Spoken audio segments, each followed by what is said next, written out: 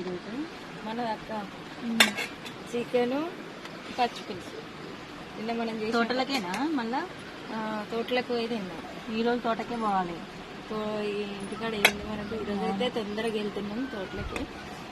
అన్నం తీసుకొని నేను కూడా కొద్దిసేపు దాకా సెలవు మధ్యాహ్నం దాకా ఉంటుంది అక్క అయితే అని అనుకోకుండ్రి.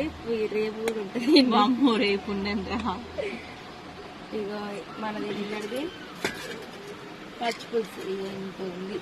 పచ్చిపులుసు నైట్ చికెన్ ఇవన్నీ ఉన్నాక చికెన్ కూర వండితే ఇవన్నీ అయిపోయి చపాతీలు కూడా ఉన్నాయి.